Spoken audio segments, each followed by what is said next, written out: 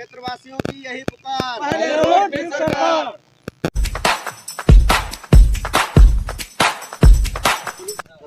पीलीभीत विधानसभा 129 पूरनपुर के शेरपुर से बिलहरी होते हुए 94 गांव के लिए जाने वाला मार्ग जर्जर पड़ा हुआ है, जिसके चलते ग्रामीणों ने प्रदर्शन भी किया और विधायक का रिपोर्ट कार्ड कुछ खास नहीं बताया। फिलहाल विधायक के द्वारा शारदा नदी का पुल का निर्माण कराया जा रहा है। वहीं एक और शेरपुर से 94 गांव के लिए जाने वाला मार्ग बिल्कुल जर्जर पड़ा हुआ है, जहां पर एम्बुलेंस से अगर गर्भवती महिला जाती हैं तो रास्ते में प्रसव हो जाता है। मौजूदा विधायक 2 बार के विधायक हैं, फिर भी रोड का सुधार नहीं हुआ।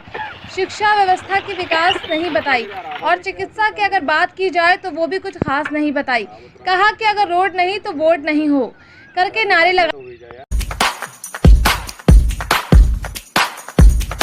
जुड़े हुए बात करेंगे। भैया क्या नाम है आपका? सुरेंद्र मिश्रा। मिश्रा जी, जैसे कि ये मार्ग है शेरपुर वाला, ये मतलब काफी जर्जर लग रहा है, तो इस पे क्या कहना चाहेंगे?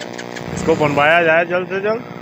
बनवाया जाए। तो विधायक के द्वारा बराबर क्या कहा जाता है कि इसका चौड़ीकरण और बजट पास हो चुका है, फिर भी मतलब अभी कोई प्रतिक्रिया नहीं। तो किस लिए देरी हो रही है, इसको कारण बताया जाए। तो इसके लिए आप लोग क्या कर सकते हैं? इसके लिए क्या कर सकते हैं? भैया क्या नाम है आपका? राजकिशोर शुक्ला। राजकिशोर शुक्ला, जैसे कि ये मार्ग शेरपुर वाला है, मतलब इसकी क्या स्थिति है ये बताएं। स्थिति यह है कि 94 गांव हमारे शेरपुर से पूरनपुर से जुड़े हैं। पीछे जंगल है, 94 गांव पूरा जुड़ा है और रोड पूरा टूटा है। बच्चे भी पढ़ने जाते हैं, हम लोग ड्यूटी भी करते हैं। रात में गाड़ी पंचर हो जाए तो हम लोग गाड़ी धक्के लाते हैं। तो हमारी आउट सरकार से यही अपील है कि डबल इंजन सरकार बनते हुए तब भी जो 94 गाँव वाले जहूरगंज से होते हुए पूरनपुर तक जो रोड जाता है आज तक बना नहीं। अभय मिश्रा। अभय जी, हमें ये बताइए कि ये मार्ग है जो शेरपुर वाला, आप लोग जो प्रदर्शन कर रहे हैं तो किस विषय से कर रहे हैं? 3-4 बार इसकी शिकायत भी की गई है। माननीय विधायक जी के द्वारा भी अवगत कराया गया था कि 1-2 दिन में पैचवर्क कार्य कराया गया जाएगा, लेकिन अभी तक कार्य नहीं कराया गया है। इसीलिए हम लोग प्रदर्शन कर रहे हैं। माननीय मुख्यमंत्री जी योगी आदित्यनाथ जी के पास PWD विभाग भी है, वो चाहें तो ये सड़क जरूर बन सकती है, लेकिन अभी तक कोई बजट पास नहीं हुआ है। आए दिन लोगों को दिक्कतें होती रहती हैं। विधायक तो कहते हैं इसका बजट पास हो चुका है। कोई बजट नहीं हुआ, सिर्फ कागजों में ही दिखता है बजट। चौड़ीकरण के लिए बताया गया था, पैचिंग के लिए बताया गया था, मतलब कई ऐसे मुद्दे आए थे कि मतलब ये रोड पास हो चुका है। अभी कोई नहीं, 3-4 बार इसके सर्वे भी हो चुका है चौड़ीकरण के लिए, लेकिन कोई कार्य नहीं हुआ है। आपने किसी से शिकायत की? मैंने मुख्यमंत्री पोर्टल पे 1076 पे भी करी थी। उसके बाद उन्होंने विभाग द्वारा अवगत कराया है कि यह कार्य शुरू कर दिया गया, लेकिन अभी तक कोई कार्य शुरू नहीं किया गया। इसके बाद अगर इसके हमारे और अभय के द्वारा जो है 1076 पे शिकायत करी गई, मैंग मिश्रा शिकायत करी गई, लेकिन उसकी कोई जन सुनवाई नहीं करी गई है। और उसके बाद जो है विधायक से काफी रिक्वेस्ट करी, विधायक जी ने कोई जन सुनवाई नहीं करी है, तो मजबूरी में ये करना पड़ रहा है। आप लोग इसके बाद में अगर रोड नहीं बनता तो क्या कर सकते हैं?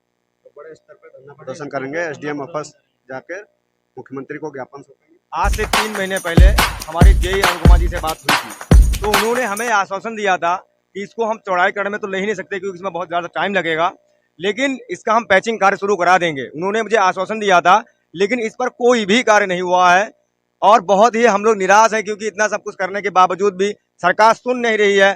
तो इस बार 94 गाँव सभी ग्राम पंचायतों ने एक ही केवल ये मुद्दा उठाया है कि अगर इस बार कोई भी सरकार हो, कोई भी प्रत्याशी हो, कोई भी उम्मीदवार हो, इस बार अगर रोड नहीं बनेगा तो वोट भी नहीं होगा। रोड नहीं तो वोट नहीं। कोई जरूरत नहीं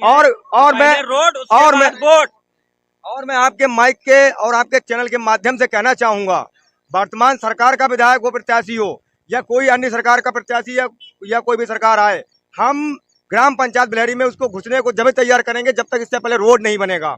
रोड बनेगा उसके बाद ही, चाहे वर्तमान सरकार का विधायक हो, चाहे आने वाली सरकार का होने वाला विधायक हो, चाहे कोई भी हो, ग्राम पंचायत बिलहरी में वोट वही मांगने आएगा जिस उससे पहले ये पैचिंग कार्य कराएं और इसका चौड़ीकरण करवा के बढ़िया सा रोड बना के तभी वर्तमान सरकार का विधायक तभी हमारे ग्राम पंचायत में घुसे। द्वारा आश्वासन दिया था, कुलतार नहीं है, गिट्टी नहीं है, फेक फोटो भेज दिया था व्हाट्सएप पे, लेकिन वो झूठा निकला बाद में। अब कोई कार्य नहीं हुआ, जबकि 2-3 दिन पैचिंग कार्य के लिए बताए थे। ये क्या नाम है आपका? ज्ञान प्रकाश। हमें ये बताइए, जैसे कि यहाँ अगर बिलहरी की बात करें, शिक्षा व्यवस्था, स्वास्थ्य व्यवस्था, मतलब पूरे क्षेत्र की अगर बात करें तो कैसी है और रोड व्यवस्था कैसी है? देखो, मेन कनेक्टिविटी होती है रोड के माध्यम से। यदि आपके क्षेत्र का रोड ही मेंटेन होता है तो आपको शिक्षा व्यवस्था हो, चाहे स्वास्थ्य व्यवस्था हो या फिर अन्य गतिविधियों से माध्यम से जुड़ा हुआ हो, तो मेन रोड ही है। क्योंकि अगर मान लो कक्षा 8 तक की पढ़ाई जो है वो स्कूल में, मतलब स्कूल गांव में ही है तो वो संपन्न हो जाती है, पर जो 9th से लेकर के जो 12th तक की पढ़ाई है, उससे ऊपर की पढ़ाई है अपर क्लासेस की, तो उसके लिए हमको मतलब पास के शहर में जाना पड़ता है, पूर्णपुर में जाना पड़ता है। तो पूर्णपुर जाने के लिए रोड इतना बेकार है कि बच्चे यहाँ से बहुत ज़्यादा, मतलब आधा घंटे का समय लगना चाहिए, और वैसे एक घंटे, डेढ़ घंटे लग जाता है बच्चों को। और कई बार तो ऐसा भी होता है साइकिल पंचर हो जाती है। रोड इतना बेकार है कि बच्चे गिर भी जाते हैं कई मतलब बार। अगर देखा जाए रोड का मुद्दा पहले है, रोड सबसे ज्यादा खराब होने के कारण बच्चे मतलब सारी दिक्कतें रोड की वजह से आ रहे हैं। तो आप लोग मतलब यहाँ क्या करते हैं? तो मतलब शिकायत नहीं की अभी तक? भैया शिकायत कई बार कर चुके हैं। हमारे गांव के लोग जो हैं, वरिष्ठ लोग भी हैं, उन लोगों ने लिखित में भी दी शिकायत, लेकिन कोई कार्रवाई नहीं हो पा रही है इसमें। तो आप लोग अब क्या चाहते हैं? अब हम लोग तो यही चाहते हैं, हम तो लोग बहुत दिनों से यही चाहते हैं कि रोड बने, और रोड बनेगा तो सारी समस्याओं का समाधान रोड से ही हो जाएगा। लेकिन अभी तक कोई सुनवाई फाइनली नहीं, रिजल्ट कोई निकला है इसका। बात की जाए अगर विधायक की रिपोर्ट कार्ड की, कैसे बताएंगे? तो माननीय विधायक जी जो हैं वो बहुत सुस्त मिजाज के हैं। अगर उनसे कुछ कह दिया जाए, मतलब कोई भी अगर कोई मांग रखते हैं तो उसके बाद में उस पर कोई बहुत विशेष विचार नहीं करते हैं वो। मतलब ऐसे बिल्कुल आम चीज़ों को छोड़ देते हैं कि अरे छोड़ो, देखा जाएगा, इस टाइप के व्यक्ति हैं वो। तो आप अब क्या मतलब प्रशासन से क्या कहना चाहते हैं, क्या हुआ? प्रशासन से ये कहना चाहेंगे कि जो योगी आदित्यनाथ जी की जब सरकार बनी थी तो उन्होंने कहा था कि उत्तर प्रदेश को हम गड्ढा मुक्त कर देंगे। तो इतने गड्ढे बने हुए हैं, क्या तो गड्ढा किया तो है, लेकिन जो ग्रामीण क्षेत्र हैं उन पर ज़्यादा विकास नहीं हुआ है। और जो ये 94 गांव का कनेक्टिविटी को जोड़ता है ये मार्ग, तो इस मार्ग पे बिल्कुल ऐसा लगता है कि ये किसी की नज़र में ही नहीं है। ऐसा लगता है कि भारत से अलग है ये। इस तरह की गतिविधियाँ हो रही हैं। जैसे कि आपने देखा कि ग्रामीण लोग अधिक परेशान इस मुद्दे से हैं कि सड़क नहीं बन पा रही है, क्योंकि 94 गांव में जाने वाली सड़क अधिकतर गड्ढे में तब्दील हो गई है।